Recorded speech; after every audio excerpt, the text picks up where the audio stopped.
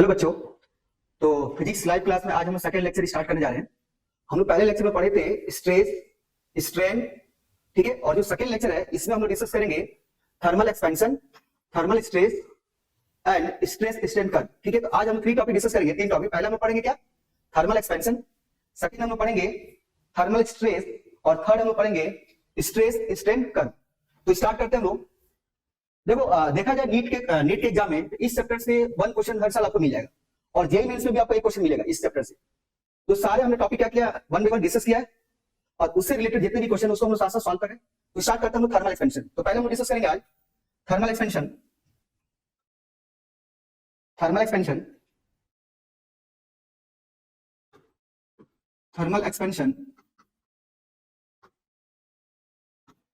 Of solid, thermal expansion of solid. तो अभी हम डिस्कस करेंगे थर्मल एक्सपेंशन ऑफ सॉलिड। देखो एक्सपेंशन हमारा लिक्विड का भी होता है और गैस का भी होता है। जब भी हम किसी लिक्विड या गैस को क्या करते हैं, हीट करते हैं या टेंपरेचर बढ़ाते हैं, उनका भी एक्सपेंशन होता है। बट ये सब बातें हम लोग कहां पर डिस्कस करेंगे? थर्मोडायनामिक्स में। अभी हम लोग क्या डिस्कस करने वाले? Thermal expansion in solid. अभी हम लोग डिस्कस करेंगे थर्मल एक्सपेंशन ऑफ सॉलिड। देखो होता क्या है कि जब भी हम लोग किसी सॉलिड को हीट करते हैं, जब भी हम लोग किसी सॉलिड को क्या करते हैं, हीट करेंगे, तो हीट करने से क्या होता है कि जो सॉलिड के मॉलिक्यूल्स है ना, जो सॉलिड के मॉलिक्यूल्स है उनको एनर्जी मिलेगा और उस एनर्जी के चलते क्या होता है कि जो मॉलिक्यूल्स है ना अपने इनिशियल पोजीशन से आगे मूव करते हैं। अगेन मैं रिपीट कर रहा हूं कि जब भी हम किसी सॉलिड को हीट सप्लाई करेंगे, तो हीट सप्लाई करने से क्या होता है कि जो सॉलिड के मॉलिक्यूल्स है ना उनको एनर्जी मिलेगा और उस एनर्जी के चलते क्या होता है कि जो मॉलिक्यूल्स है ना अपने पोजीशन को चेंज करते हैं और आगे मूव करते हैं। तो इससे क्या होता है, जैसे मान लो ये 2 मॉलिक्यूल्स हैं, ए और बी, 2 मॉलिक्यूल्स हैं। अभी मान लो इनके बीच में डिस्टेंस कितना, 10 मीटर। और हम लोग क्या करेंगे, जब हम हीट सप्लाई देंगे, जब हम लोग सॉलिड को हीट सप्लाई देंगे तो होगा क्या, ये जो मॉलिक्यूल्स है ना ये अपने इनिशियल पोजीशन से आगे मूव करेंगे, अपने इनिशियल पोजीशन पे आ जाएंगे, आगे मूव करेंगे। तो इसके चलते क्या होगा, इनके बीच में जो इंटरमॉलिक्यूलर स्पेस है ना, जब जो मॉलिक्यूल्स हैं जब अपने कहां से अपने इनिशियल पोजीशन से कहां जाएंगे, आगे मूव करेंगे। जब मॉलिक्यूल्स ऑफ सॉलिड अपने इनिशियल पोजीशन से आगे मूव करेंगे तो उनके बीच में जो इंटरमॉलिक्यूलर स्पेस होता है ना, या हम क्या बोलेंगे इंटरमॉलिक्यूलर डिस्टेंस, उसकी वैल्यू बढ़ेगा, उसकी वैल्यू बढ़ेगा। तो इसके चलते क्या होता है कि जो ओवरऑल सॉलिड है वो क्या एक्सपेंड करेगा और इस प्रोसेस को हम क्या बोलते हैं, थर्मल एक्सपेंशन। आगे मैं रिपीट कर रहा हूं कि जब भी हम किसी सॉलिड को, जब भी हम लोग किसी सॉलिड को हीट सप्लाई देते हैं तो उस हीट से क्या होता है कि जो सॉलिड के मॉलिक्यूल्स हैं उनको एनर्जी मिलेगा। उस एनर्जी के चलते जो सॉलिड के मॉलिक्यूल्स हैं वो क्या करते हैं, अपने इनिशियल पोजीशन से आगे मूव करते हैं। तो इससे क्या होता है कि जो मॉलिक्यूल्स के बीच में इंटरमॉलिक्यूलर डिस्टेंस है उसकी वैल्यू बढ़ता है और इससे क्या होता है, सॉलिड का एक्सपेंड होता है। तो इसको बोलते हैं थर्मल एक्सपेंशन। देखो मैं इसका डेफिनेशन लिख देता हूं, इसका डेफिनेशन मैं बोर्ड पे लिख रहा हूं कि when a solid is heated, or when a solid is heated, then molecules of solid, then molecules या एटम ही बोल सकता हूं, atom of solid will move away from initial position, from their initial position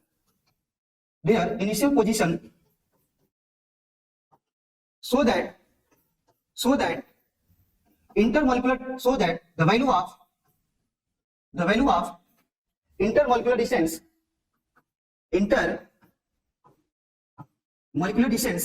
the value of intermolecular distance will be increased, या हम इसको space भी बोल सकते हैं, क्या बोल सकते हैं, space will be increased,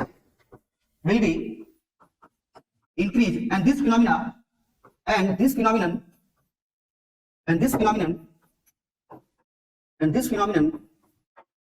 is called thermal expansion. It's called thermal expansion of solid, expansion of solid. तो ये तो था हमारा डिफिनेशन कि जब भी हम लोग किसी सॉलिड क्या करते हैं, हीट सप्लाई करेंगे तो सॉलिड क्या करता है, एक्सपेंड करता है। तो उस प्रोसेस को हम क्या बोलते हैं, थर्मल एक्सपेंशन। अब देखो होता क्या है, तो एक चीज मैं बताना चाहता हूं, देखो कि जब भी हम किसी सॉलिड को हीट सप्लाई देंगे, जब भी हम लोग किसी सॉलिड को क्या करते हैं, हीट सप्लाई देंगे, जब भी हम लोग किसी सॉलिड का क्या करते हैं, टेंपरेचर बढ़ाएंगे। तो जब हम किसी सॉलिड को हीट सप्लाई देंगे तो क्या होगा, टेंपरेचर उसका बढ़ेगा। जब टेंपरेचर बढ़ेगा तो उसका जो एनर्जी लेवल है जिसको बोलते हैं वो क्या, पोटेंशियल एनर्जी, उसकी वैल्यू क्या होगी, बढ़ेगी। और जब एनर्जी बढ़ेगा तो जो इंटरमॉलिक्यूलर डिस्टेंस है उसकी वैल्यू बढ़ेगा, और इसके चलते क्या होता है, इसके चलते क्या होगा, थर्मल एक्सपेंशन होगा। इसके चलते क्या होगा, हमारा थर्मल एक्सपेंशन होगा। आर को हम बोलते हैं, यहाँ पे आर को हम बोलते हैं intermolecular distance, intermolecular distance, distance. अब देखो यहाँ पे अभी हमने क्या किया, हमने ग्राफ प्लॉट किया किसके बीच में, पोटेंशियल एनर्जी और इंटरमॉलिक्यूलर डिस्टेंस। आर को हम क्या बोलते हैं, आर हमारा है इंटर मॉलिक्यूलर डिस्टेंस। तो हमने क्या देखा कि जब जैसे हम क्या करेंगे, यहाँ पे टेम्परेचर बढ़ाएंगे, टेम्परेचर बढ़ाने से क्या होगा, जो हमारा पोटेंशियल एनर्जी है उसकी वैल्यू बढ़ेगी। अब देखो जब पोटेंशियल एनर्जी की वैल्यू बढ़ेगा तो यहाँ पे जो आर एवरेज है, आर एवरेज को हम बोलते हैं, इसको हम बोलते हैं एम्पलीट्यूड, एम्पलीट्यूड ऑफ वाइब्रेशन। मतलब जो एटम है उसका जो एम्पलीट्यूड का वाइब्रेशन हो क्या बढ़ेगा। मतलब जैसे हम टेम्परेचर बढ़ाएंगे तो इससे क्या होगा, हमारा एनर्जी लेवल बढ़ेगा, और जब एनर्जी लेवल बढ़ेगा तो जो आर की वैल्यू उसकी वो भी क्या होगा, बढ़ेगा। ठीक है, तो आर को हम क्या बोलते हैं, इंटरमॉलिक्यूलर डिस्टेंस, या इसको बोलते हैं amplitude of vibration. Second point, अगर हम इस ग्राफ का नेचर देखा जाए, इस ग्राफ को हम बोलते हैं, देखो एक ऐसा ग्राफ है असिमेट्रिक है, देखा जाए कि जो इलास्टिक पोटेंशियल एनर्जी और इंटरमॉलिक्यूलर डिस्टेंस है इनके बीच का जो ग्राफ है कैसा, असिमेट्रिक है। कैसा ग्राफ, असिमेट्रिक है। देखो ड्यू टू असिमेट्रिक नेचर यहाँ पे जो पोटेंशियल एनर्जी और आर का जो ग्राफ है ना कैसा, असिमेट्रिक है। ड्यू टू असिमेट्रिक नेचर जब भी हम किसी सॉलिड को क्या करते हैं, हीट करते हैं तो उसका क्या होता है, एक्सपेंशन होता है। मैं लिख रहा हूं कि हम ये बोल सकते हैं due to asymmetric nature, due to asymmetric nature, nature of graph between U and R, thermal expansion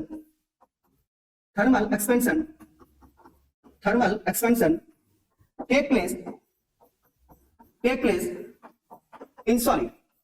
मैं ये बोलना चाहता हूं कि हमारे पास जो ग्राफ है ना किसके बीच में, पोटेंशियल एनर्जी और आर के बीच में, ये जो ग्राफ है ना इसका पैटर्न कैसा है, असिमेट्रिक है। अब देखो अगर असिमेट्रिक है तो इससे क्या होगा कि because of the nature of this graph, जब भी हम लोग क्या करते हैं किसी सॉलिड को हीट करते हैं, जब भी हम लोग किसी सॉलिड को हीट करते हैं तो उससे क्या होता है, वो एक्सपेंड करता है। क्योंकि जैसे हम टेम्परेचर बढ़ाएंगे तो एनर्जी हमारा बढ़ेगा, और जब एनर्जी बढ़ेगा तो आर क्या है, इंटरमॉलिक्यूलर डिस्टेंस, इसकी वैल्यू बढ़ेगी। तो ये हमारा था थर्मल एक्सपेंशन। अब हम डिस्कस करेंगे इसके बाद, अब हम लोग डिस्कस करेंगे टाइप्स ऑफ थर्मल एक्सपेंशन। अब हम लोग डिस्कस करेंगे टाइप्स ऑफ थर्मल एक्सपेंशन। पहला आता है हमारा फर्स्ट होता है हम लोग का लीनियर, या इसको हम बोलते हैं 1D थर्मल एक्सपेंशन। तो पहले हम डिस्कस करते हैं लीनियर और 1D थर्मल एक्सपेंशन। इसमें क्या होता है, जैसे मान लो हमारे पास एक रॉड है, हमारे पास एक स्टील रॉड है, हमारे पास एक स्टील रॉड है, इसका जो लेंथ अभी मान लो L1 है, स्टार्टिंग में इसका लेंथ कितना L1 है। अब मैं क्या करूंगा, इसको हीट करूंगा। अब मैं इसको हीट करूंगा, देखो हीट करने से क्या होगा, ये एक क्या एक्सपेंड होगा, इसका लेंथ बढ़ेगा।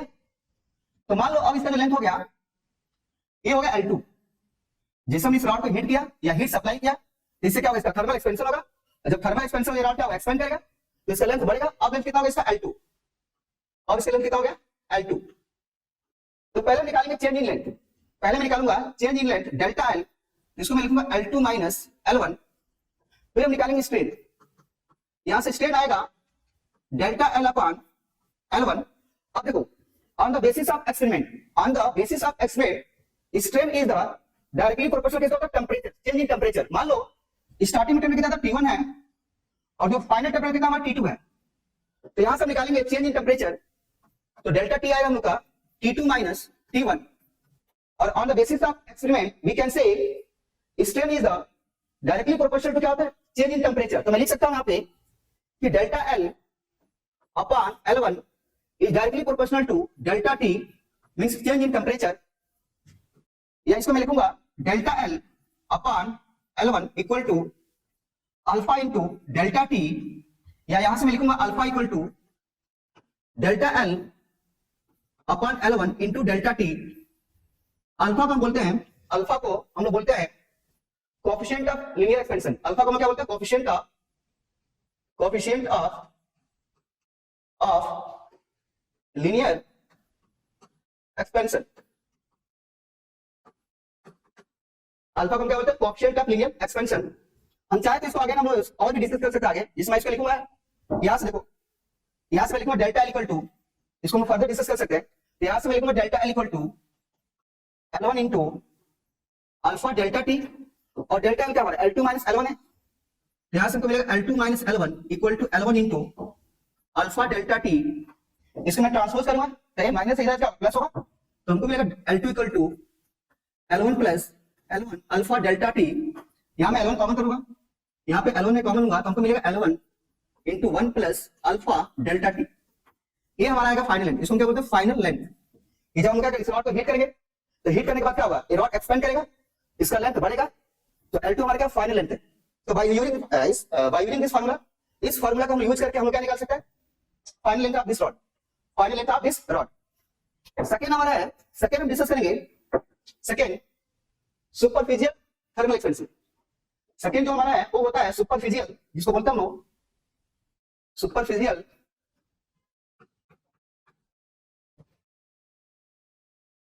सेकेंड को बोलते हैं superficial thermal expansion.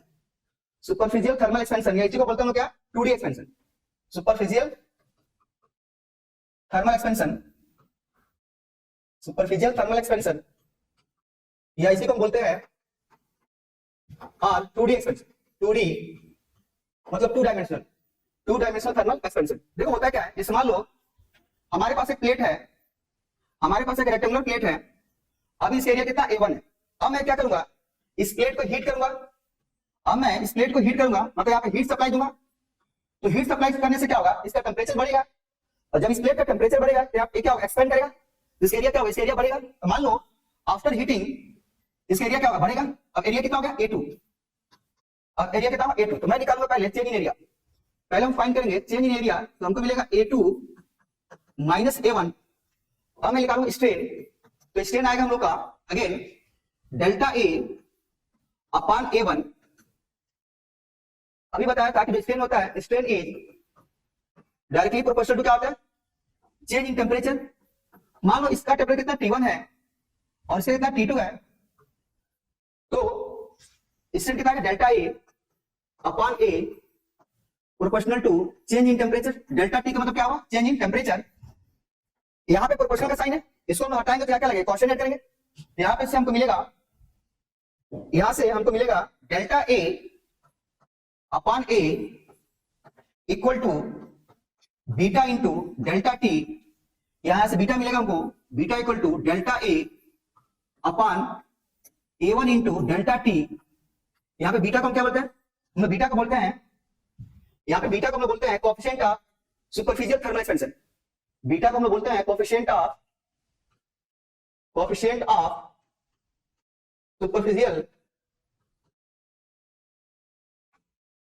Thermal expansion, ठीक है। हम चाहे तो इसको आगे हम फर्दर सॉल्व कर सकते हैं। यहां से मैं लिखूंगा delta equal to beta into A1 into delta T। अब देखो डेल्टा A को हम क्या लिखेंगे A2 माइनस A1, इसको भी लिखूंगा डेल्टा A को A2 minus A1 equal to beta into A1 into delta T। यहां से हमको मिलेगा A2 equal to A1 plus beta into A1 into delta T। यहां से हम A1 कॉमन कर सकते हैं, A2 हमको मिलेगा A1 into 1 plus beta into delta T। ये हमारा आ गया फाइनल एरिया। ये क्या हमको मिलेगा फाइनल एरिया कि ये जो प्लेट है ना, इसको हीटिंग करने के बाद, इस प्लेट को हीट करने के बाद इसका फाइनल एरिया क्या होगा वो हम यहां से निकाल सकते हैं A2, ठीक है। थर्ड जो आएगा इसका, इसके बाद आता है हम लोग का वॉल्यूमेट्रिक थर्मल एक्सपेंशन। इसके बाद क्या हम लोग डिस्कस करेंगे वॉल्यूमेट्रिक थर्मल एक्सपेंशन। इसका जो थर्ड पार्ट है उसको हम लोग बोलते हैं वॉल्यूमेट्रिक थर्मल एक्सपेंशन। अब हम डिस्कस करेंगे वॉल्यूमेट्रिक थर्मल एक्सपेंशन।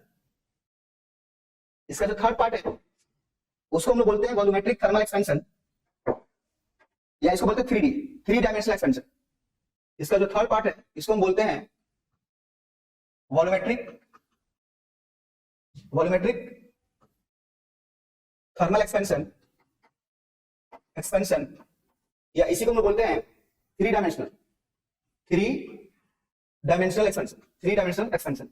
देखो इसमें क्या होता है, जिस मान लो हमारे पास एक 3D सॉलिड है, आप स्फीयर ले लो, हमारे पास एक स्फीयर है वी हैव स्फीयर और मान लो स्टार्टिंग में इसका वॉल्यूम कितना V1 है, अब इसका वॉल्यूम कितना V1 है। अब हम लोग क्या करेंगे, इसको हीट करेंगे।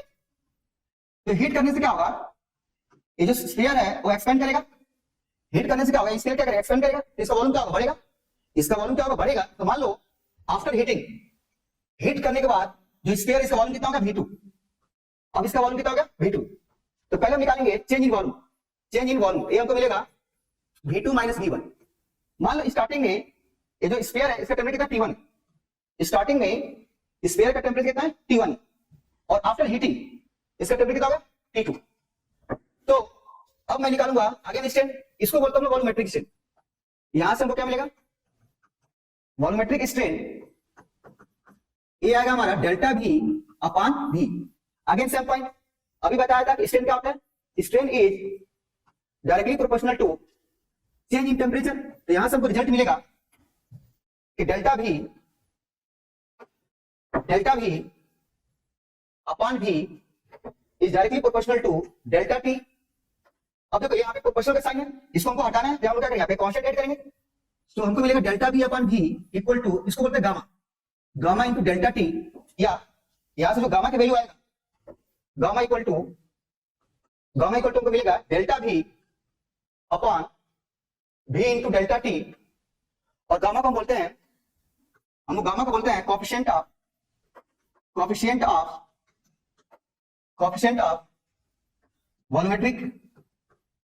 Volumetric expansion. गामा को हम क्या बोलेंगे, कोएफिशिएंट ऑफ वॉल्यूमेट्रिक एक्सपेंशन। या देखो आगे हम इसको फॉर्मूला सॉल्व कर सकते हैं। यहां से मैं इसको लिखूंगा delta V equal to V into gamma into delta T। देखो V हमारा क्या V1 है, V क्या हमारा V1 है, V हमारा V1 है, इसको V1 ही लेके चलेगा अभी, क्योंकि यहाँ पे हमको कॉमन करना है। तो डेल्टा V को हम क्या लिखेंगे, V2 minus V1। Delta V को हम लिखेंगे V2 minus V1 equal to V1 into gamma delta T। तो यहां से हमको मिलेगा V2 equal to V1 plus V1 into gamma delta T। अब यहाँ पे V1 कॉमन है, यहां से V2 आएगा हम लोग का V1 into 1 plus gamma delta T। ये हमारा क्या आ गया, फाइनल वॉल्यूम। ये हमारा किसका फॉर्मूला है, फाइनल वॉल्यूम का। ये जब हम हीट करेंगे तो हीट करने के बाद स्फीयर का वॉल्यूम क्या होगा, बढ़ेगा। तो जो फाइनल वॉल्यूम होगा कितना होगा, V2 होगा। कितना होगा, V2।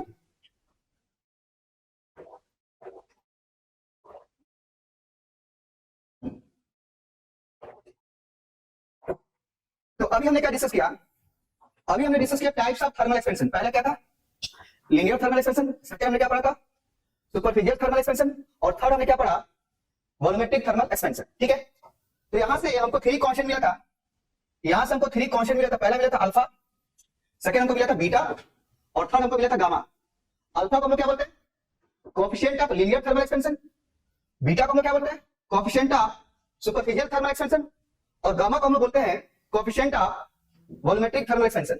मैं यहां लिख दे रहा हूं कि अल्फा को हम लोग क्या बोलेंगे, coefficient of linear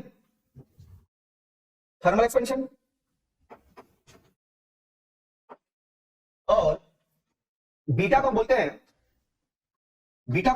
coefficient of superficial thermal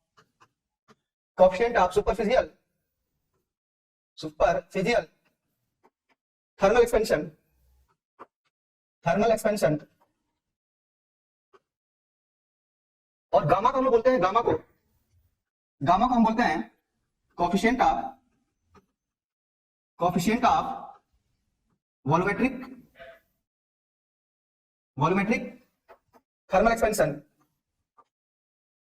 thermal expansion.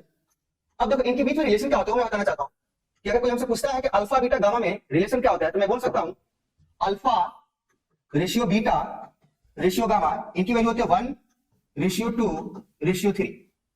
ये हमारा रिलेशन है अल्फा बीटा गामा में। देखो तीनों का यूनिट सेम होता है, चाहे अल्फा हो या बीटा हो या गामा हो, तीनों का यूनिट सेम होता है। और ये होता है पर डिग्री सेल्सियस। ये इसको लिख सकते हो डिग्री सेल्सियस इनवर्स, इनका यूनिट होता है। तो अभी हमने क्या डिस्कस किया कि टाइप्स ऑफ थर्मल एक्सपेंशन। पहले क्या होता है, लीनियर थर्मल एक्सपेंशन। सेकंड क्या होता है, सुपरफिशियल थर्मल एक्सपेंशन। और थर्ड होता है हम लोग का वॉल्यूमेट्रिक थर्मल एक्सपेंशन। अब हम लोग डिस्कस करेंगे थर्मल स्ट्रेस। अब हम लोग क्या डिस्कस करेंगे, थर्मल स्ट्रेस। अब हम डिस्कस करेंगे थर्मल स्ट्रेस। थर्मल स्ट्रेस,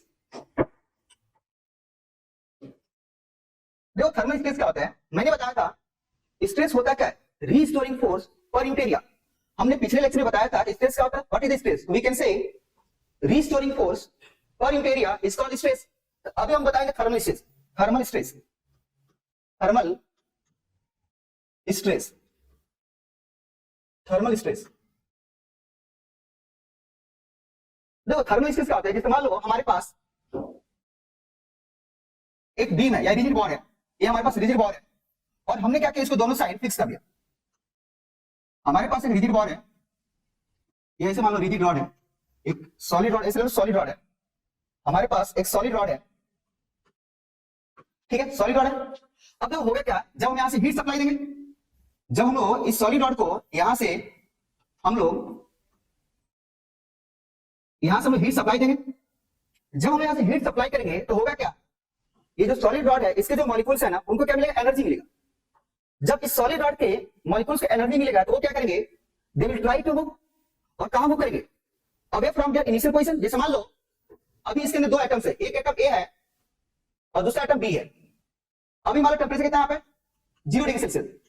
अब हम क्या करेंगे, जैसे हम हीट करेंगे तो हीट करने से क्या होगा कि जो एटम या मॉलिक्यूल्स है वो क्या करेंगे, they will try to move away.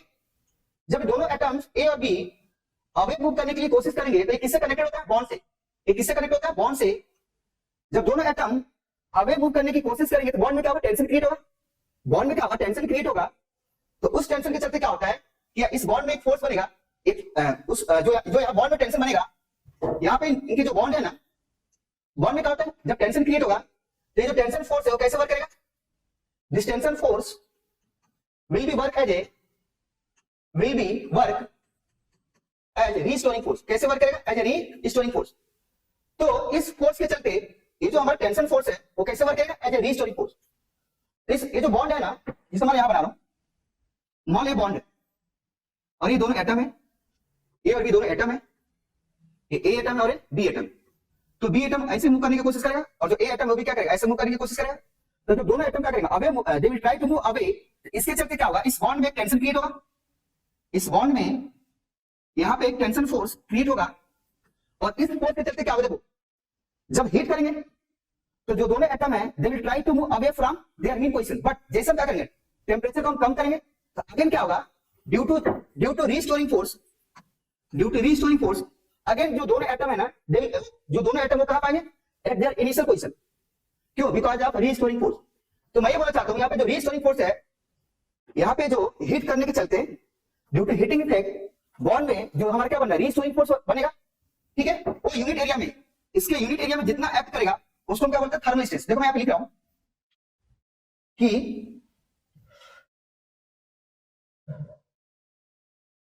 मैं ये बोल सकता हूं कि due to heating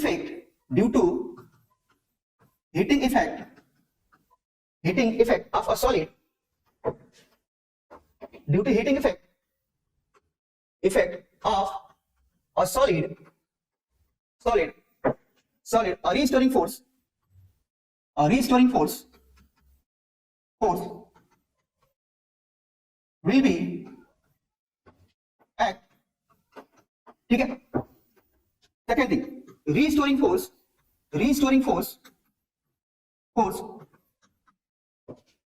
per unit area is called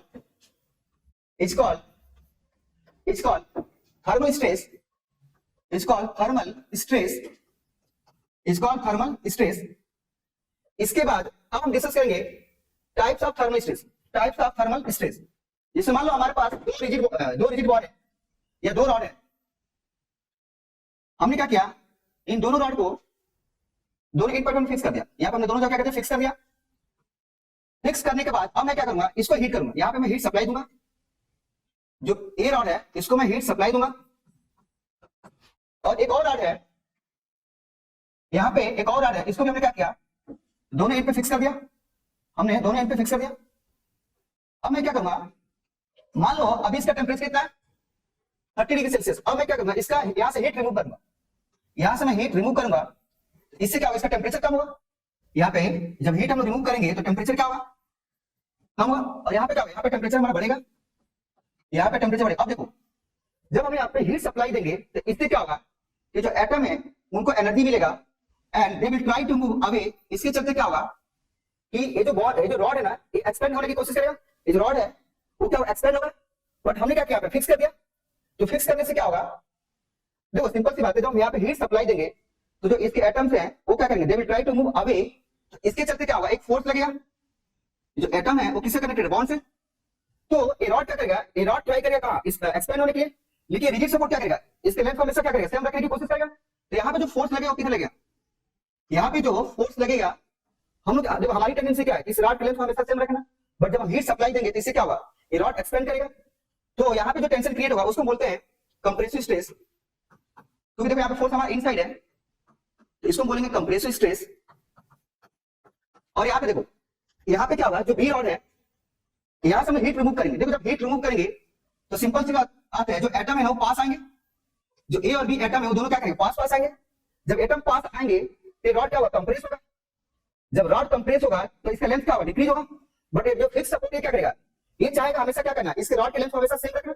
ये क्या करेगा, बाहर की तरफ फोर्स लगाएगा, यहाँ पे बाहर की तरफ फोर्स लगाएगा। तो यहाँ पे क्या बनेगा, टेंसाइल स्ट्रेस। यहाँ पे कौन सा स्ट्रेस बनेगा, टेंसाइल स्ट्रेस। देखो हम लोग को पता है कि जब हम किसी ऑब्जेक्ट पे, जब हम क्या करते हैं, किसी भी रिजिड बॉडी को हम क्या करते हैं, डिफॉर्म करते हैं बाय कंप्रेसिव फोर्स। तो वहां पे क्या होता है, कंप्रेसिव स्ट्रेस बनता है। जब हम लोग किसी रिजिड बॉडी को क्या करते हैं, टेंसाइल फोर्स में क्या करते हैं, डिफॉर्म करते हैं, तो वहां पे क्या बनता है, टेंसाइल स्ट्रेस। तो सिंपल सी बात है, अगर हम लोग किसी रिजिड बॉडी को, अगर हम लोग किसी रिजिड रॉड को हीट सप्लाई देंगे तो वहां पे क्या बनेगा, कंप्रेसिव स्ट्रेस। सेकंड थिंग, अगर हम लोग किसी रिजिड रॉड को हम क्या करते हैं, इसको हम ठंडा करेंगे या यहां से हीट को रिमूव करेंगे तो यहाँ पे क्या बनेगा, टेंसाइल स्ट्रेस। तो अभी हमने क्या डिस्कस किया, थर्मल स्ट्रेस। अब हम इसका एक फॉर्मूला डिराइव करेंगे हम लोग। अब हम लोग इसका फॉर्मूला डिराइव करेंगे। जैसे मान लो हमारे पास एक रॉड है, हमारे पास एक स्टील रॉड है, ये स्टील रॉड है। मान लो इसका लेंथ कितना अभी एल है, इसका लेंथ एल है। मैंने क्या किया, इसको हीट किया। अब मैं इसको हीट करूंगा तो हीट करने से क्या होगा, हमने क्या किया, यहां पे एक रिजिड सपोर्ट लगा दिया। ठीक है, अभी मान लो तो इसका लेंथ कितना बढ़ गया, इसका लेंथ हो गया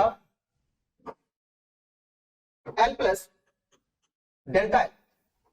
ए हमारा किसी वजह L1 होगा और ए हमारा क्या होगा, L2 होगा। तो यहां से जो डेल्टा एल आएगा वो आएगा L2 माइनस L1, या इसको ऐसे लिख लेते हैं हम लोग, इसको हम L2 मानते हैं। ठीक है, तो यहां से हम निकालेंगे डेल्टा एल, तो डेल्टा एल आएगा L2 माइनस L1।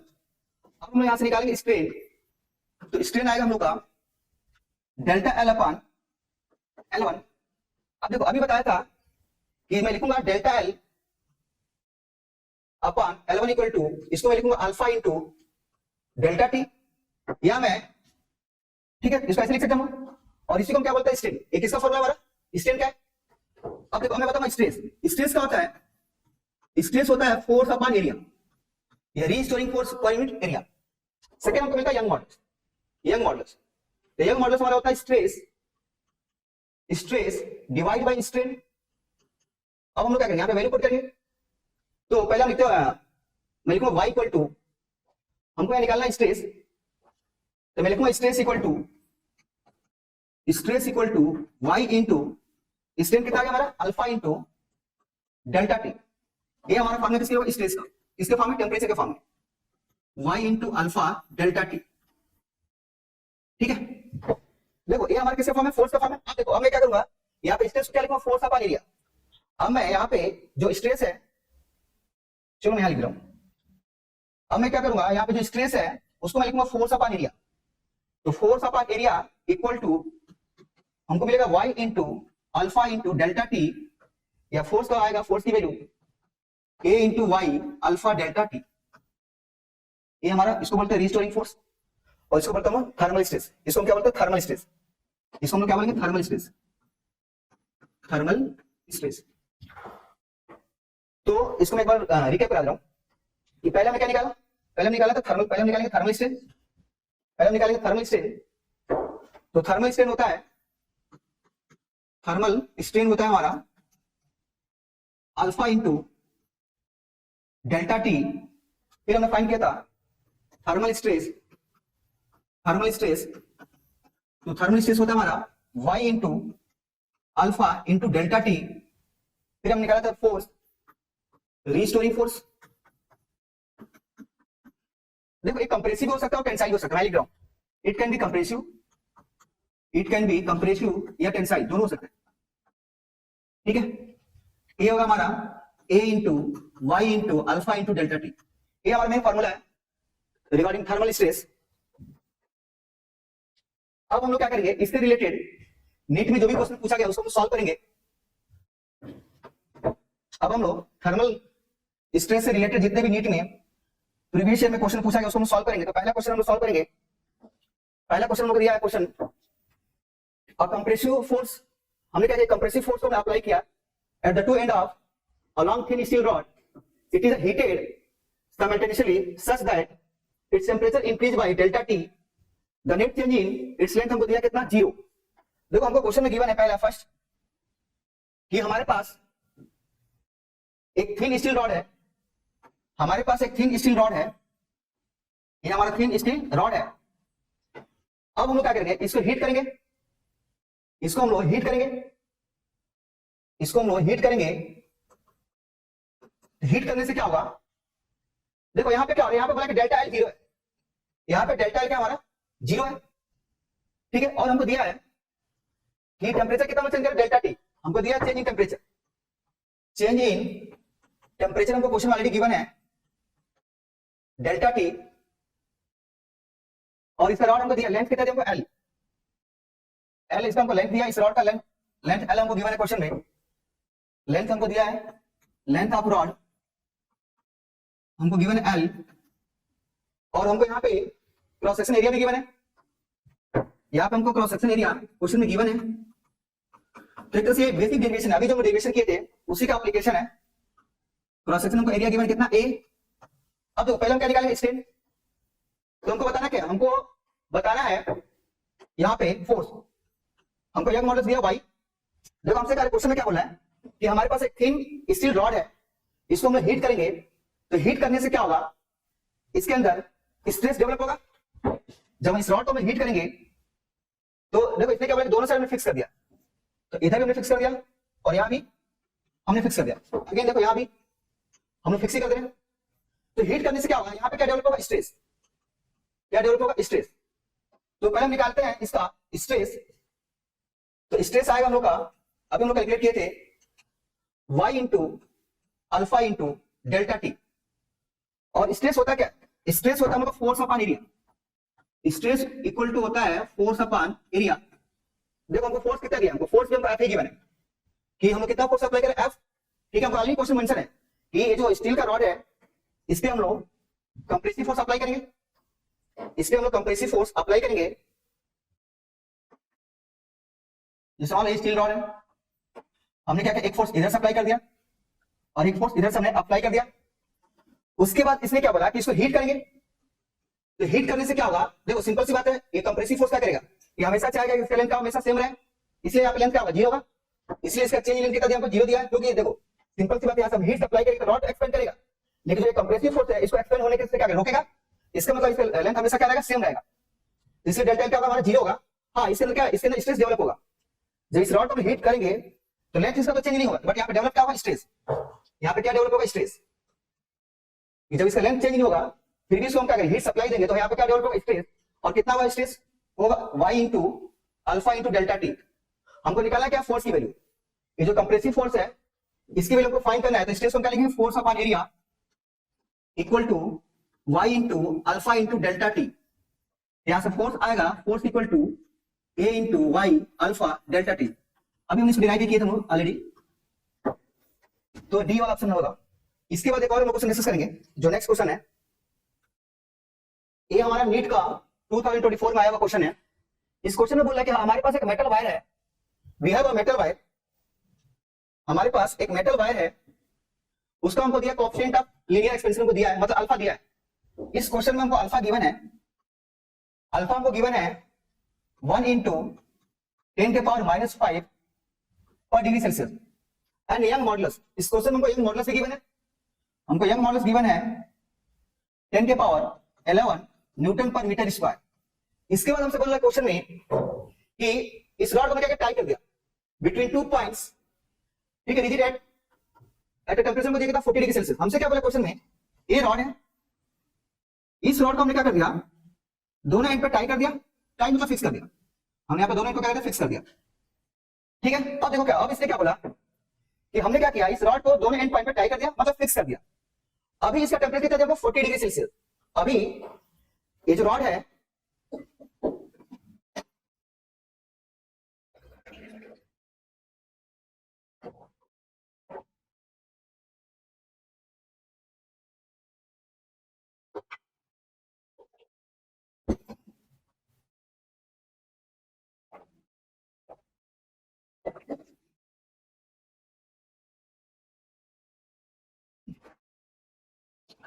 तो हमसे क्वेश्चन ये बोला है कि इस रॉड को हमने क्या किया, दोनों एंड पे फिक्स कर दिया और अभी इस टेंपरेचर, इस रॉड का कितना टेंपरेचर 40 डिग्री सेल्सियस। अब कह रहे क्वेश्चन में if the temperature is decrease, अब हम क्या करें, इस टेंपरेचर को हम डिक्रीज करेंगे मतलब कम करेंगे। पहले कितना था 40 था, अब हम कितना करें इसका 20 डिग्री सेल्सियस। तो हमसे कह रहे क्वेश्चन में जब इस रॉड का टेंपरेचर हम क्या करें, डिक्रीज करेंगे कहां तक, अप टू 20 डिग्री सेल्सियस तक, तब हमको बताना कितना फोर्स रिक्वायर्ड होगा इस रॉड को लेंथ को फिक्स करने के लिए। देखो होगा क्या, जब हम लोग इस रॉड को टेंपरेचर कम करेंगे, जब हम लोग इस रॉड का टेंपरेचर कम करते हैं, हीट रिमूव करना पड़ेगा। अगर हमको इस रॉड का टेंपरेचर कम करना है तो हम लोग क्या करें, इसको ठंडा करना पड़ेगा, और ठंडा कब होगा, जब यहाँ से हीट हम लोग रिमूव करेंगे। अब देखो होगा क्या, जब हम लोग यहाँ से हीट रिमूव करेंगे तो इस रॉड का टेंपरेचर क्या होगा, कम होगा। देखो जब टेंपरेचर कम होगा तो रॉड क्या होगा, कंप्रेस होगा। जो रॉड है वो क्या करेगा, कॉन्ट्रैक्ट होगा या उसका कंप्रेस होगा, इसका लेंथ डिक्रीज होगा ना। देखो रॉड क्या करेगा, रॉड क्या करेगा, it will try to decrease its length. Rod क्या करेगा, अपने लेंथ को कम करने की कोशिश करेगा। बट यहाँ पे जो फिक्स सपोर्ट है ये क्या करेगा, इस पे टेंसाइल फोर्स लगाएगा।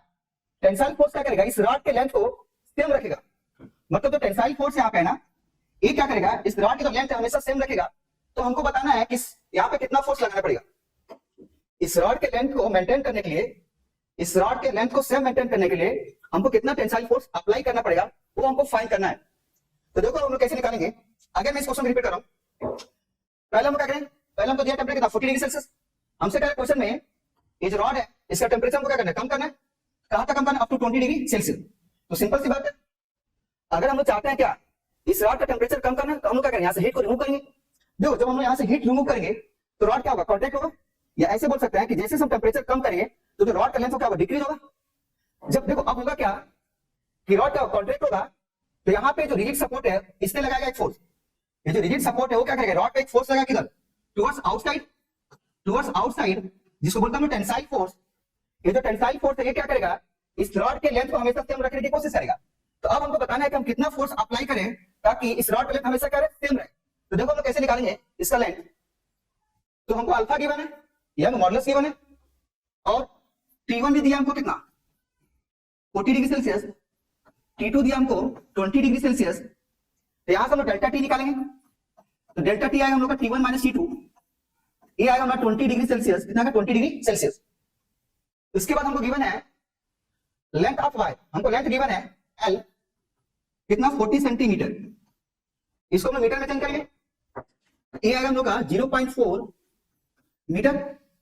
इसके बाद हमको दिया क्या, क्रॉस सेक्शन एरिया, हमको एरिया भी गिवन है, एरिया हमको गिवन है 1 सेंटीमीटर स्क्वायर। इसको मीटर में चेंज करो, ये आएगा 1 इंटू 10 के पावर -4 मीटर स्क्वायर। अब हम लोग हमको निकालना क्या, फोर्स। अब हम लोग फार्मूला अप्लाई करेंगे, तो अभी बताया था हमने, देखो इस फार्मूला पर रिकैप कर रहा हूं। देखो पहले बताया था हमने स्ट्रेस, थर्मल स्ट्रेस। तो थर्मल स्ट्रेस होता है हम लोग का y into alpha into delta T, और स्ट्रेस होता है क्या, फोर्स अपॉन एरिया। क्या होता है, फोर्स अपॉन एरिया। तो यहां से हमको मिलेगा y into alpha into delta T, यहां हमको मिलेगा force equal to a into Y into alpha delta T. अब हम लोग सारे वैल्यू पुट करेंगे, अब हम लोग सारे वैल्यू पुट करके सॉल्व करेंगे इसको, इन सारे वैल्यू को पुट करके हम लोग सॉल्व करेंगे। तो जो रिजल्ट आएगा फोर्स इक्वल टू हमको मिलेगा रिजल्ट F इक्वल टू, देखो पहले हमको कहना है एरिया कितना मार दिया 1 इंटू 10 के पावर -4 यंग मॉडुलस। वाई क्या होता है, यंग मॉडुलस। ये हमको दिया कितना 10 के पावर 11 फिर हमको दिया अल्फा, अल्फा हम क्या बोलते हैं, coefficient of linear expansion. Alpha हमको दिया 1 इंटू 10 के पावर -5 और डेल्टा टी कितना आएगा 20। इसको हम सॉल्व करेंगे तो हमको मिलेगा 20 इंटू कितना -9 होगा, तो बचेगा 10 के पावर 2, तो ये आएगा 2000 न्यूटन, मतलब बी ऑप्शन, बी नहीं सी ऑप्शन, सी ऑप्शन हमारा सही होगा। अगला हम लोग एक और क्वेश्चन सॉल्व करेंगे इसी पैटर्न पे, वन मोर क्वेश्चन हम सॉल्व करेंगे इसी पैटर्न पे। ये जो क्वेश्चन है ना, ये नीट 2, ये भी हमारा नीट 2 कितना 2024 में आया हुआ क्वेश्चन है। इस क्वेश्चन को पहले हम रीड करेंगे फिर हम सॉल्व करेंगे। देखो क्वेश्चन बोल रहा है एक हमारे पास मेटालिक बार है, उसका हमको यंग मॉडुलस गिवन है। इस क्वेश्चन में हमारे पास एक मेटालिक बार है, उसका हमको यंग मॉडुलस गिवन है, कितना दिया हमको, y हमको दिया है क्वेश्चन में 0.5 into 10 to the power 11 newton per metre square.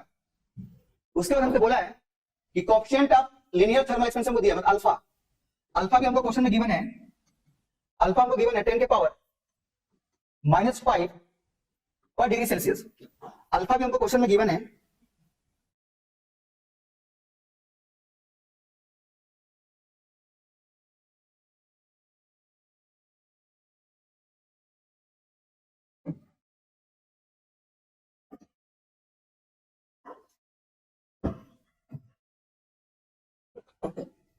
तो अल्फा हमको दिया क्या, अल्फा को बोलते हैं क्या, कोएफिशिएंट ऑफ लीनियर एक्सपेंशन को दिया अल्फा, कितना दिया हमको 10 के पावर -5 पर डिग्री सेल्सियस।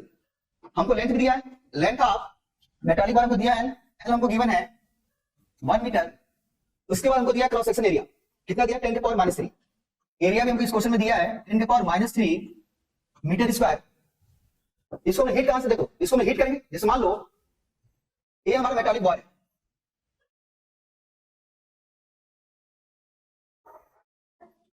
ये मेटालिक बार है, ठीक है। इसको हम हीट करेंगे कहां से, कहां तक, 0 से 100 डिग्री सेल्सियस। मतलब अभी मान लो इसका जो T1 टेंपरेचर कितना है 0 डिग्री सेल्सियस है। अभी इस मेटालिक बार का जो टेंपरेचर है, इनिशियल टेंपरेचर, वो हमको दिया है 0 डिग्री सेल्सियस। और इसको हम लोग हीट करेंगे, इसको हम लोग हीट करेंगे कहां तक, अप टू 100 डिग्री सेल्सियस।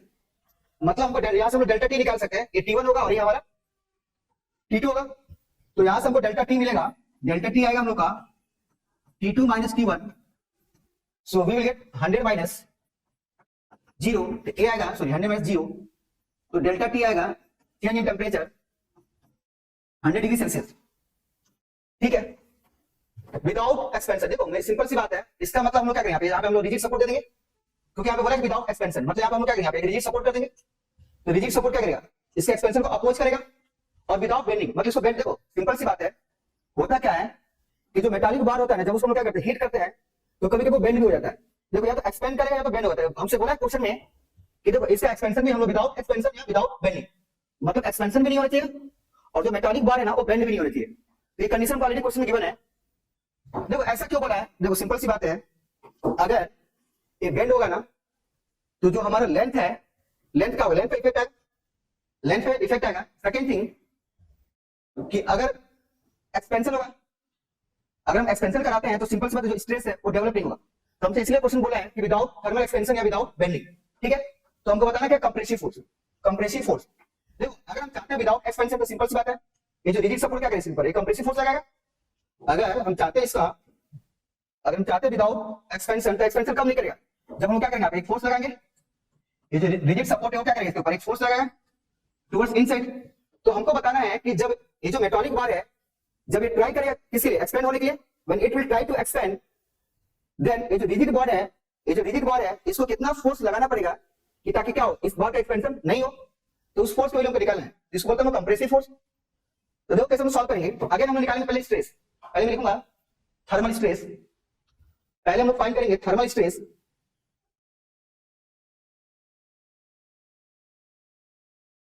पहले हम लोग फाइंड करेंगे थर्मल स्ट्रेस। तो थर्मल स्ट्रेस होता है, थर्मल स्ट्रेस का फार्मूला होता है, अभी मैंने लिखवाया था, y मतलब young modulus into alpha into delta T, ठीक है। फिर हमने बताया कि थर्मल स्ट्रेस क्या होता है, फोर्स अपॉन एरिया। तो force upon area equal to y into alpha into delta T. तो यहां से हमारा फोर्स आएगा, force equal to a into y into alpha delta T. अब हम लोग क्या करेंगे, सारी वैल्यू को पुट करेंगे, यहां से फोर्स मिलेगा हमको, फोर्स इक्वल टू एरिया कितना हमको दिया है 10 के पावर -3, y कितना हमको दिया y हमको गिवन है यंग मॉडुलस 0.5 इंटू 10 के पावर 11 और अल्फा को क्या बोलते हैं हम, कोएफिशिएंट ऑफ लीनियर एक्सपेंशन हमको दिया 10 के पावर -5, अल्फा हमको गिवन है 10 के पावर -5 और डेल्टा टी हमको दिया कितना 100 डिग्री सेल्सियस। अब इसको हम सॉल्व करेंगे, ए आएगा 0.5 इंटू पावर, देखो ए -5 है और -8 होगा, ए बचेगा हमको कितना, इसको भी मल्टीप्लाई करो साथ साथ, देखो 0.5 इंटू 100 कितना 50 हो जाएगा, ये होगा 50 और पावर देखो यहाँ पे -5 है और यहाँ पे -8 कितना -8 होगा और प्लस कितना बचेगा 10 के पावर 3, 10 के पावर 3, तो ये आएगा हमको 50 न्यूटन में आएगा, तो आंसर कौन सा होगा, बी होगा 50 इंटू 10 के पावर 3। ऐसे हम लोग इसके बाद, तो ये हमारा था PYQ question, previous question paper कहां से, फ्रॉम थर्मल एक्सपेंशन और थर्मल स्ट्रेस से। इसके बाद हम लोग डिस्कस करेंगे, अब हम लोग इसके बाद हम लोग डिस्कस करेंगे स्ट्रेस स्ट्रेन कर्व। अब हम लोग डिस्कस करेंगे इसके बाद स्ट्रेस स्ट्रेन कर्व, इसके बाद हम डिस्कस करेंगे stress strain curve, stress stress strain curve, stress strain curve.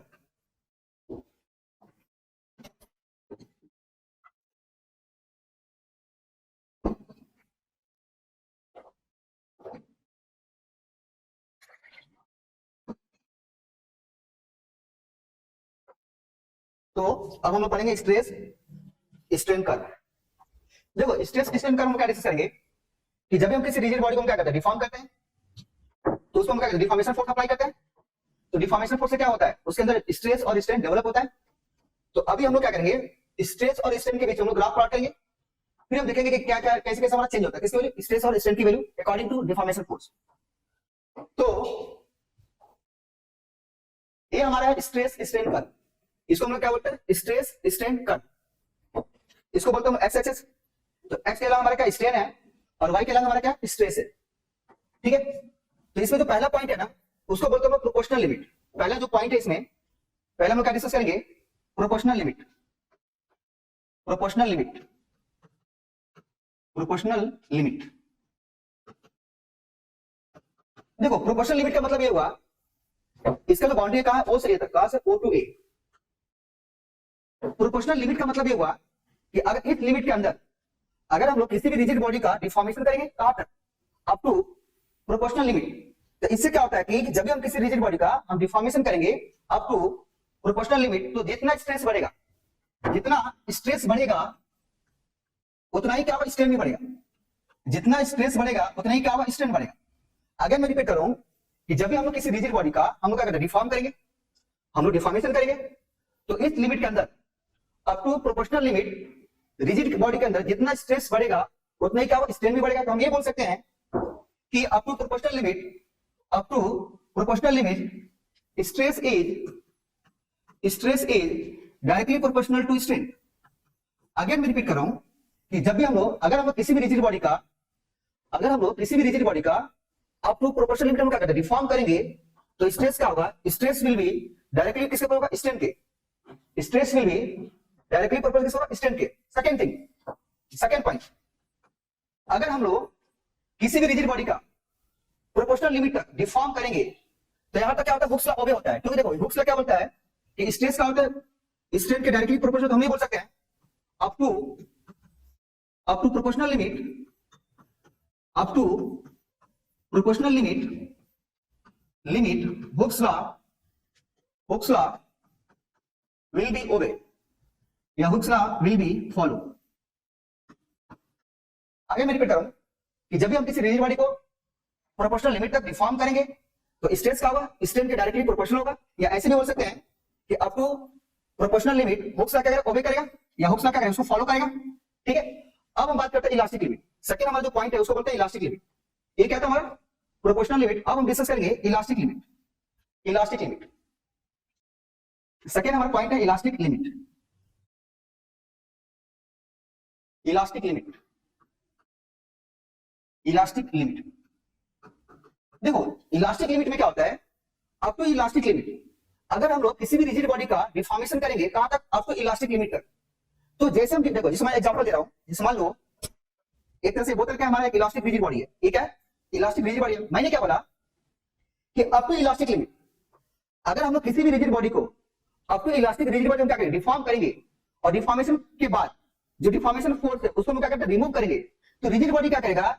It will try to regain its original shape and size. जैसे एग्जांपल देखो, हमारे पास एक बोतल है, प्लास्टिक बोतल है, ये कैसा इलास्टिक है। अब मैं क्या करूंगा? इस पे डिफॉर्मेशन फोर्स अप्लाई करूंगा। अभी हमने क्या किया? इस पे डिफॉर्मेशन फोर्स अप्लाई किया, और इसको मैं डिफॉर्म कहां तक करूंगा? Up to elastic limit. अब देखो, जब मैं इस बोतल का डिफॉर्मेशन करूंगा अप टू इलास्टिक लिमिट तक, उसके बाद मैं क्या करूंगा? इस बोतल से डिफॉर्मेशन फोर्स को रिमूव करूंगा। तो ये बोतल क्या करेगा? It will regain its original shape and size. तो इसका मतलब ये हुआ, अगर हम लोग किसी भी रिजिड बॉडी का इलास्टिक लिमिट तक हम क्या करेंगे? डिफॉर्म करेंगे, और डिफॉर्म करने के बाद उस पर से डिफॉर्मेशन फोर्स हम क्या करते हैं? रिमूव करेंगे। तो डिफॉर्मेशन फोर्स रिमूव करने के बाद रिजिड बॉडी क्या करेगा? अपने ओरिजिनल शेप और साइज को रीगेन करेगा। कहां तक? अप टू इलास्टिक लिमिट तक। कहां तक? मैं लिख रहा हूं कि up to elastic limit, up to elastic limit rigid body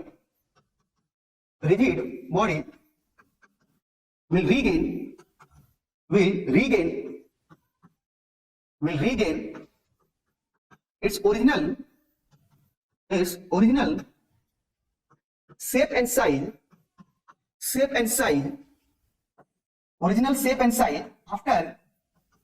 after removing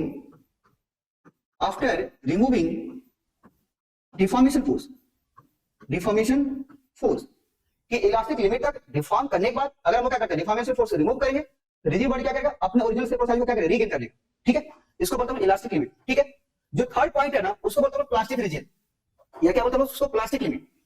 जो थर्ड पॉइंट है इसको बोलते हैं प्लास्टिक रीजन, इसी को क्या बोलते हैं? Plastic limit. थर्ड जो पॉइंट है, थर्ड पॉइंट, इसको हम बोलते हैं प्लास्टिक लिमिट। प्लास्टिक लिमिट या इसी को बोलते हैं प्लास्टिक रीजन। क्या बोलेंगे? Plastic reason.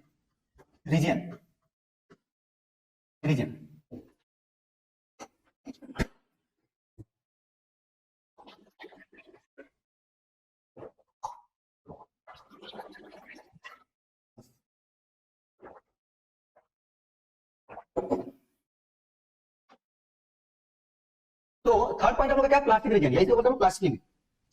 देखो, प्लास्टिक रीजन में क्या होता है? जब हम लोग किसी भी रिजिड बॉडी को हम क्या करते हैं? प्लास्टिक लिमिट तक डिफॉर्म करेंगे। जब हम लोग किसी भी रिजिड बॉडी को कहां तक डिफॉर्म करेंगे? अप टू प्लास्टिक लिमिट तक।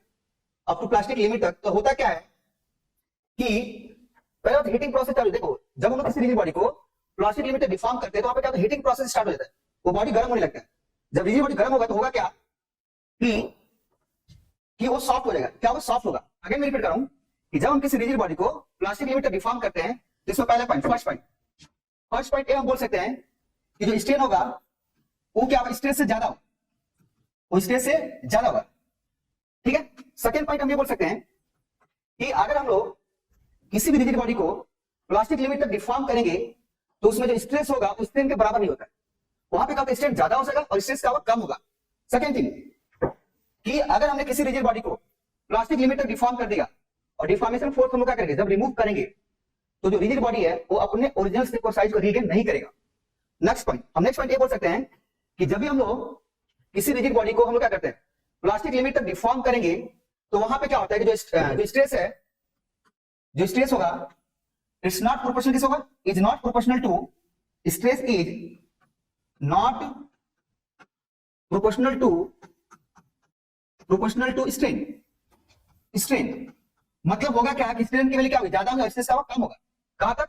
प्लास्टिक लिमिट तक। आगे मैं रिपीट करूंगी, प्लास्टिक लिमिट में क्या होता है कि जब हम किसी रिजिड बॉडी को अप टू प्लास्टिक लिमिट हम क्या करते हैं? डिफॉर्म करेंगे तो स्ट्रेन ज्यादा होगा और स्ट्रेस का थोड़ा कम होगा। सेकंड पॉइंट कि जब भी हम किसी रिजिड बॉडी को प्लास्टिक लिमिट तक डिफॉर्म करेंगे तो अब क्या होगा कि जो स्ट्रेस है, स्ट्रेस इज नॉट किसके? प्रोपोर्शनल किसके? स्ट्रेन की। ठीक है, ये हमारा मेन कीवर्ड है। अब हम बात करते हैं अल्टीमेट स्ट्रेंथ। ये बहुत इंपॉर्टेंट पॉइंट है, इसी पे क्वेश्चन आता है जेईई मेंस में भी और नीट में भी। अभी जो मैं पॉइंट डिस्कस करने जा रहा हूं जिसको बोलता हूं क्या?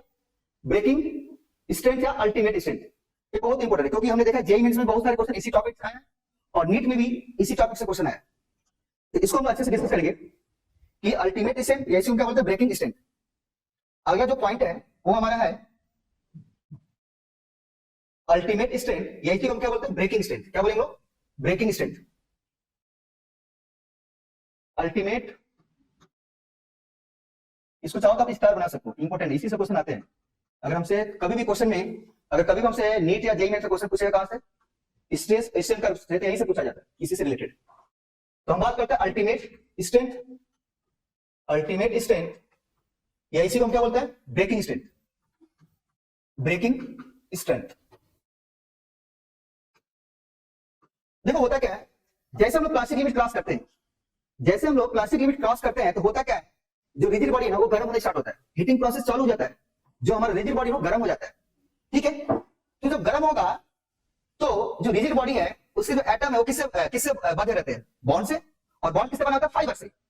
तो जैसे हमारा हीटिंग प्रोसेस का स्टार्ट होगा तो बॉन्ड क्या होगा, गर्म होगा, और जब बॉन्ड गर्म होता है तो जो फाइबर बॉन्ड किससे बना होता है, फाइबर से, फाइबर भी क्या होता है टूटना स्टार्ट हो जाएगा। ठीक है, तो इससे क्या होता है कि जैसे मान लो हमारे पास एक बॉन्ड है, हमारे पास एक बॉन्ड है जो दो एटम को क्या करे कनेक्ट करे, और इसमें बहुत सारे फाइबर होते हैं, इसमें हजारों फाइबर होते हैं। तो होता क्या है कि जैसे हम लोग अप टू अल्टीमेट स्टेट हम क्या करते हैं, डिफॉर्म करते हैं, तो हीटिंग जो प्रोसेस है वो स्टार्ट हो जाता है, और ड्यू टू हीटिंग प्रोसेस जो फाइबर है ना वो टूटना चालू हो जाता है, मतलब फाइबर क्या टूटने लगे, फाइबर क्या होता है ब्रेक होने लगता है। अब तो सिंपल सी बात है, जब फाइबर टूटेगा तो एटम्स क्या होंगे, आसानी से मूव करेंगे, जब एटम्स आसानी से मूव करेंगे तो डिफॉर्मेशन क्या होगा, बहुत आसान होगा। तो इस कंडीशन में क्या होता है कि जैसे हम लोग प्लास्टिक लिमिट क्रॉस करते हैं ना, और हम क्या करते हैं फर्दर डिफॉर्म करते हैं, तो स्ट्रेंथ बहुत ज्यादा होता है, स्ट्रेंथ का होता है बहुत ज्यादा होता है, बट स्ट्रेस का होता है बहुत कम होता है। ऐसा क्यों? क्योंकि जो रीस्टोरिंग फोर्स कहां पे लगता है, अलोंग द बॉन्ड लगेगा, और बॉन्ड क्या होता है टूटना चालू हो जाता है। ठीक है, तो हम ये बोल सकते हैं कि जो अल्टीमेट स्ट्रेंथ है, जैसे हम लोग क्या करते हैं, हम लोग जैसे हम लोग ये जो प्लास्टिक रीजन है ना क्रॉस करेंगे ना, तो मैं देखो बोर्ड पे लिख रहा हूं, जैसे हम लोग ये जो प्लास्टिक रीजन है उसको हम लोग क्या करते हैं क्रॉस करेंगे, तो पहले क्या होगा, फर्स्ट जो हीटिंग प्रोसेस है, जो हीटिंग प्रोसेस है वो क्या होगा, स्टार्ट हो जाएगा, heating process will be start। Second point, जो फाइबर है, फाइबर क्या होता है, बॉन्ड हमारे किससे बना होता है, फाइबर से, तो fibre of bond will start breaking, will be start breaking। देखो मेरी बात सुनो, मैं ये बोलना चाहता हूँ जो बॉन्ड है ना उसमें हजारों फाइबर होते हैं, तो मैंने बोला कि सारे टूट जाएंगे, हाँ होता क्या है कि जो टूटना स्टार्ट हो जाता है कहां से, अल्टीमेट स्ट्रेंथ से, कि जैसे हम लोग कहां पे आते हैं अल्टीमेट स्ट्रेंथ पे, तो जो फाइबर है उनका टूटना चालू हो जाता है। देखो जब फाइबर टूटेगा बॉन्ड का कमजोर होगा, बॉन्ड वीक हो जाएगा, तो fibre bond will start breaking, third point. अब ये सोचो जब बॉन्ड कमजोर होगा, जब बॉन्ड का वीक हो जाएगा, एटम्स का बड़ा आसानी से मूव करेंगे, तो हमारा जो रिजिड बॉडी क्या होगा, बहुत सॉफ्ट हो जाएगा ना, बहुत देखो ऐसे हो जाएगा, जिससे मान लो ये बोतल है और एक ये भी बोतल है, तो अभी देखो अभी हम लोग इसको आसानी से कंप्रेस नहीं कर सकते, लेकिन जिससे हम क्या करते हैं प्लास्टिक लिमिट क्रॉस करते हैं तो बहुत ही सॉफ्ट हो जाता है। और अब देखो अब हम जब डिफॉर्मेशन करेंगे ना, तो यहाँ पे क्या होता है कि डिफॉर्मेशन के बाद हमने डिफॉर्मेशन कर दिया, डिफॉर्मेशन के बाद अगर हम डिफॉर्मेशन को रिमूव भी करेंगे ना, डिफॉर्मेशन करने के बाद अगर हम लोग डिफॉर्मेशन को रिमूव भी करेंगे ना, ये जो रिजिड बॉडी ना अपने ओरिजिनल शेप और साइज को गेन नहीं करेगा। ठीक है, ये मेन पॉइंट है। ठीक है, तो हमने सेकंड क्या बोला कि हीटिंग प्रोसेस चालू हो जाएगा, फाइबर का टूटना भी चालू हो जाएगा, और rigid body will be soft. कैसा होगा, मुलायम होगा, सॉफ्ट हो जाएगा, विल बी सॉफ्ट। ठीक है, तो पहला प्रोसेस जैसे हम लोग प्लास्टिक लिमिट क्रॉस करेंगे तो हीटिंग प्रोसेस चालू होगा, और जब हीटिंग प्रोसेस चालू होगा तो बॉन्ड क्या होता है, बॉन्ड हीट होगा, और जब बॉन्ड हीट होगा तो बॉन्ड किससे बना होता है, फाइबर से, फाइबर क्या होगा, फाइबर का टूटना चालू हो जाएगा, और जब फाइबर टूटेगा तो बॉन्ड का वीक होगा, और जब बॉन्ड वीक होगा तो एटम्स होगा आसानी से फ्लेक्सिबल हो जाएंगे, आसानी से मूव करेंगे। जब एटम या मॉलिक्यूल्स आसानी से मूव करेंगे तो हमारा रिजिड बॉडी का होगा बहुत सॉफ्ट हो जाएगा, बहुत मुलायम होगा। मतलब ये मैं बोलना चाहता हूं अगर हम बहुत कम फोर्स भी लगाएंगे ना तो क्या होगा, बहुत ज्यादा डिफॉर्म। मतलब ये बोल सकते हैं कि आफ्टर प्लास्टिक रीजन या आफ्टर प्लास्टिक लिमिट क्या होता है कि जो रिजिड बॉडी बहुत सॉफ्ट होगा, मतलब देखो जो भी फोर्स लगाएंगे उससे क्या बनेगा, स्ट्रेन बढ़ेगा, स्ट्रेस बहुत कम बनेगा। मैं याद लिख रहा हूं कि ड्यूरिंग डिफॉर्मेशन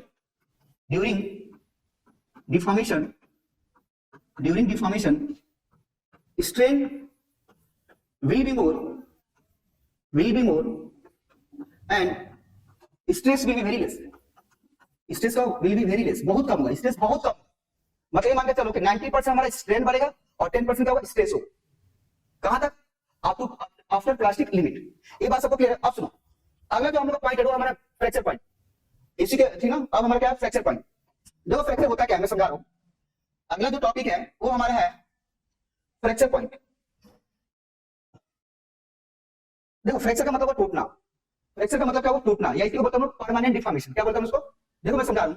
मैं एक एग्जांपल ले रहा हूं इसका, परमानेंट डिफॉर्मेशन का।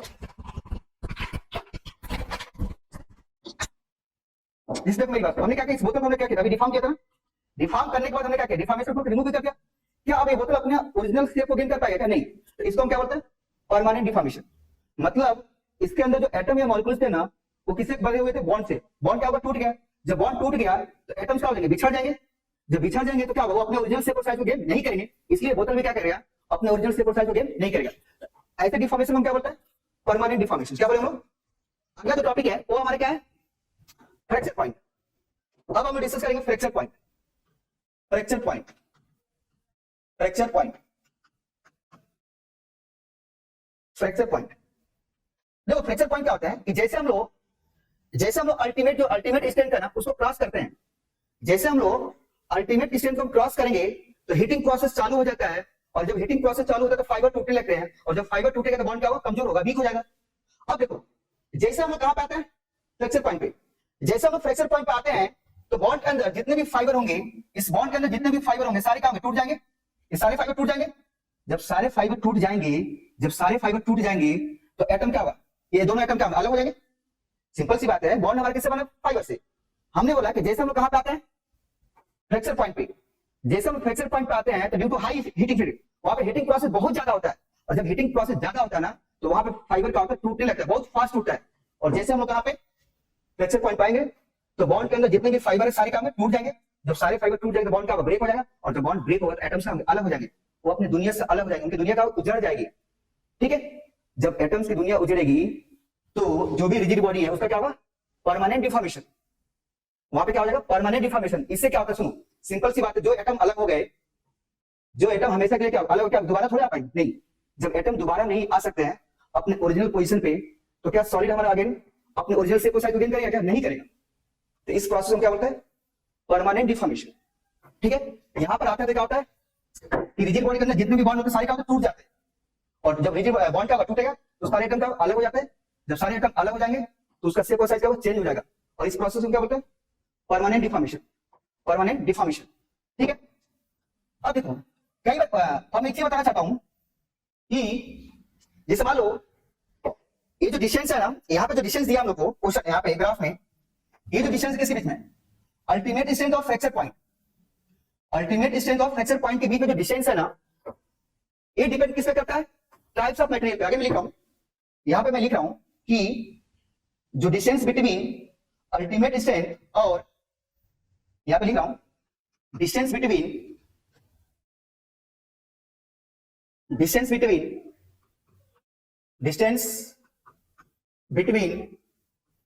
अल्टीमेट strength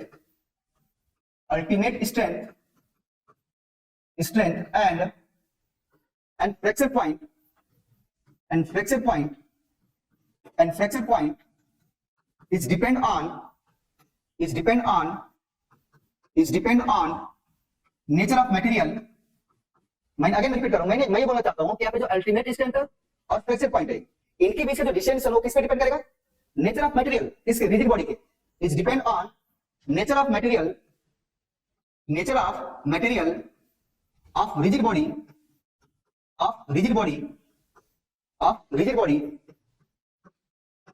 जैसे मान लो मेरी बात सुनो, जैसे मान लो हमारे पास दो मटेरियल है, एक मटेरियल मान लो हमारे पास एल्यूमिनियम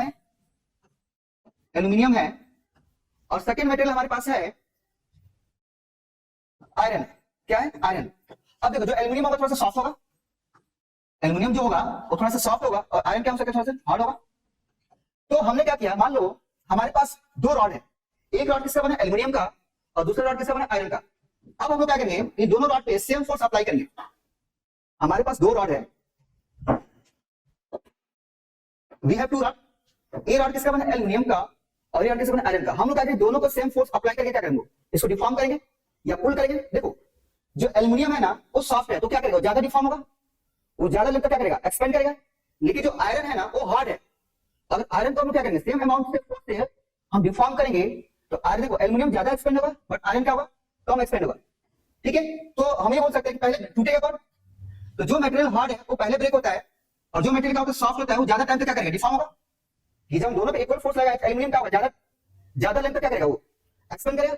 लेकिन आयरन क्या होगा, बहुत कम ही क्या करेगा, एक्सपेंड करेगा, उसके पहले क्या टूट जाएगा। तो जो मटेरियल हार्ड होता है उसको हम क्या बोलते हैं, ब्रिटल, उसको हम क्या बोलेंगे, ब्रिटल। और जो मटेरियल सॉफ्ट होता है उसको हम क्या बोलते हैं, डक्टाइल। इसको मैं आगे लिख रहा हूं कि जो मटेरियल हार्ड होंगे उसको हम बोलते हैं ब्रिटल, जो मटेरियल हार्ड होता है, मटेरियल हार्ड होंगे उसको हम क्या बोलेंगे, सिंपल में ब्रिटल बोल सकते हैं, क्या बोलेंगे, ब्रिटल। और जो मटेरियल सॉफ्ट होता है ना, जो मटेरियल सॉफ्ट होंगे ना, जब मेटल बोले मटेरियल बोलो, उसको हम क्या बोलते हैं, डक्टाइल, उसको हम क्या बोलते हैं, डक्टाइल। ठीक है, कि the metals which are hard या the materials which are hard उसको हम बोलेंगे brittle, and the metals are the materials which are soft उसको हम क्या बोलेंगे, ductile.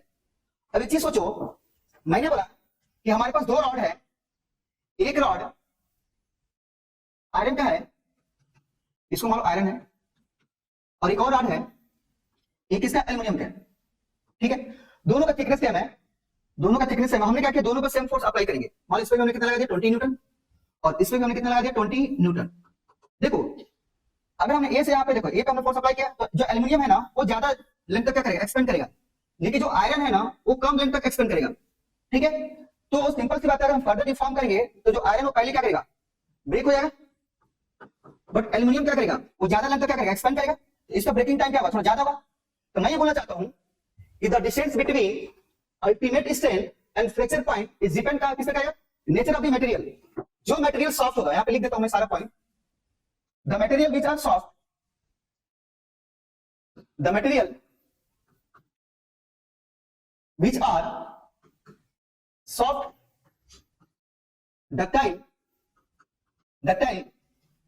they have more distance between ultimate strength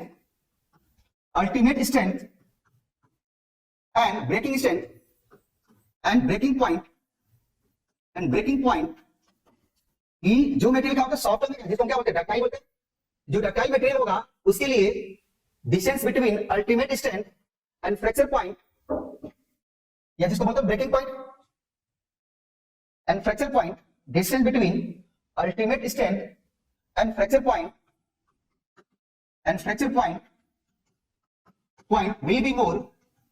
will be more as compared to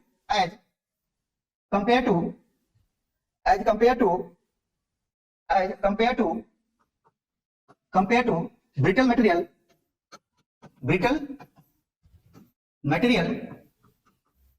ये इसको बोलते हैं हार्ड। ठीक है, इसके बाद हम ये जो हमारा स्ट्रेस और स्ट्रेंथ कर्व है ना, इससे रिलेटेड एक हम नीट का क्वेश्चन सॉल्व करेंगे, फिर हम आज का लेक्चर यहीं पे समाप्त करेंगे। ठीक ना, तो क्वेश्चन हमारा है जो नीट में आया हुआ है इन 2019 में, जो क्वेश्चन में हमसे क्या बोला है, हमसे बोला कि हमारे पास दो मटेरियल है, हमसे बोला क्वेश्चन में stress strength curve are draw for two different material X and Y, and it is observed that the ultimate strength point for and fracture point are close to each other for material X, but far away for material Y, then we can say that material X and Y are likely to be respectively. देखो हमको दिया option पहला, हमको दिया ductile and brittle, brittle and ductile, brittle and plastic and ductile. तो इसमें सबको बताना है कौन सा ऑप्शन सही है। आप लोग इसको रीड करो, और अभी जो हमने जितने टॉपिक डिस्कस किया ना उसके बारे में सोचो, फिर इस क्वेश्चन का मुझे कमेंट करके आंसर बताओ। मैं आपको 2 मिनट दे रहा हूं, 2 मिनट इस क्वेश्चन के एक बार अच्छे से रीड करो। और अभी हमने जस्ट इसके पहले ना बहुत सारा एक्सप्लेन किया था ना, डक्टाइल किसको बोलते हैं, ब्रिटल किसको बोलते हैं। ठीक है, तो इसको बताओ कमेंट करके इसका आंसर।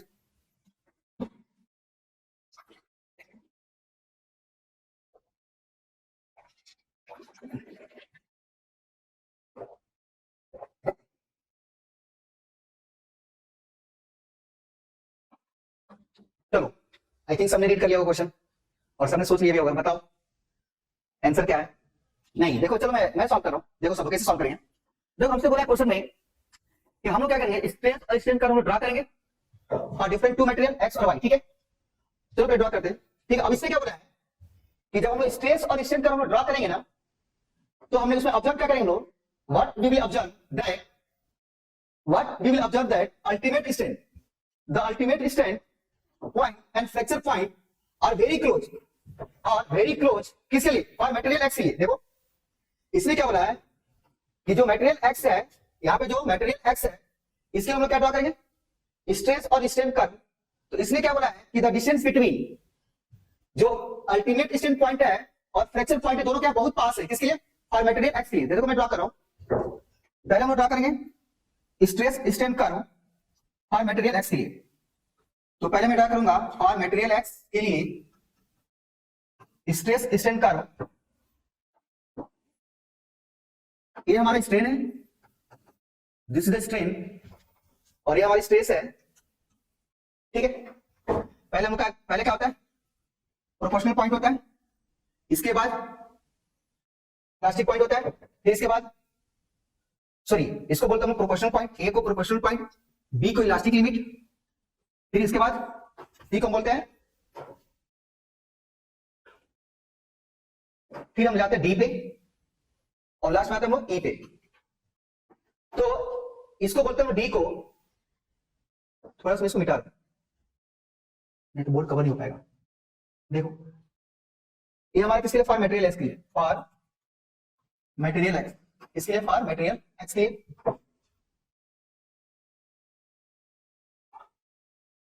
ये हमारा पॉइंट्स की है, इसको बोलते हैं पॉइंट डी।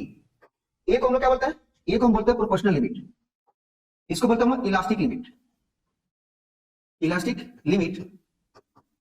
और इसको हम लोग बोलते हैं प्लास्टिक लिमिट, सी को हम क्या बोलते हैं, प्लास्टिक लिमिट,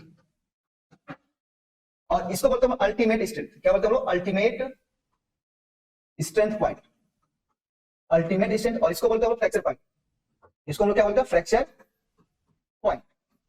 ठीक है, ये तो हो गया हमारा एक्स के लिए। अब हम बनाते हैं वाई के लिए।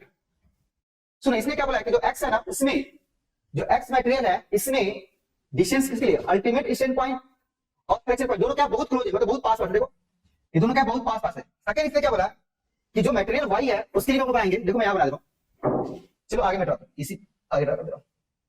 देखो यहां पे ये मान लो हमारा मटेरियल वाई के लिए, ये मटेरियल वाई के लिए है, ये स्ट्रेन हो गया और ये स्ट्रेस है। ठीक है, एक्चुअली ये क्लास का लास्ट टाइम चले, इसे थोड़ा मैं फास्ट कर रहा हूं। ठीक है, तो कोशिश करना समझने के लिए। देखो अभी मैंने डिस्कस किया था कि डिस्टेंस बिटवीन अल्टीमेट स्ट्रेंथ और फ्रैक्चर पॉइंट तो डिपेंड किस पे करता है, नेचर ऑफ द मटेरियल। किस पे डिपेंड करता है, नेचर ऑफ द मटेरियल। मैंने बोला था अगर मटेरियल कैसा होगा, डक्टाइल होगा या क्या होगा, सॉफ्ट होगा, या तो डक्टाइल होगा या तो सॉफ्ट होगा, तो उसके लिए ये डिस्टेंस क्या होता है, ज्यादा होता है। जो डी डिस्टेंस डी वो किसके लिए ज्यादा होता है, डक्टाइल के लिए, और ब्रिटल के क्या होता है, ब्रिटल से कम होता है। तो देखो हमसे बोला है कि एक्स है, एक्स के लिए क्या है हमारा, इसका एडिशन क्या कम है, बट वाई के लिए क्या है, ज्यादा है। तो इसका मतलब अगर एक्स के लिए कम है तो एक्स का हमारा ब्रिटल होगा और वाई क्या होगा, डक्टाइल होगा। तो एक्स हमारा क्या होगा, ब्रिटल होगा और वाई क्या होगा, डक्टाइल होगा। तो आई थिंक बी ऑप्शन सही होगा। ठीक है, तो आज का जो लेक्चर है हम यहीं पे समाप्त करते हैं। ये जो हमारा चैप्टर था मैकेनिकल प्रॉपर्टी ऑफ सॉलिड, हमने सारे टॉपिक अच्छे से कवर किया और उससे रिलेटेड जितने भी नीट के क्वेश्चन थे हमने सारा सॉल्व किया। ठीक है, और अगला जो हमारा लाइव क्लास का जो लेक्चर 3 होगा उसमें मैं स्टार्ट करूंगा फिजिक्स का थर्मोडायनामिक्स, या सॉरी उसमें हम लोग पढ़ेंगे मैकेनिकल प्रॉपर्टी ऑफ फ्लूइड। ठीक है, उसको मैं स्टार्ट करूंगा, तो कोशिश करो सब लोग ज्यादा से ज्यादा ज्वाइन करो। ठीक है, क्योंकि देखो ये जो लाइव क्लास है ना, इसमें हम लोग क्या कर रहे हैं कि बहुत शॉर्ट टाइम, मतलब ये बोल सकते हैं बहुत कम समय में जितने भी चैप्टर है उसको हम लोग सारे टॉपिक को डिस्कस भी करें और साथ साथ उससे रिलेटेड जितने भी प्रीवियस ईयर का क्वेश्चन उसको साथ साथ सॉल्व करें। इससे क्या होगा, आपका बहुत शॉर्ट टाइम में रिवीजन आसानी से कर सकते हो। ठीक है, थैंक यू।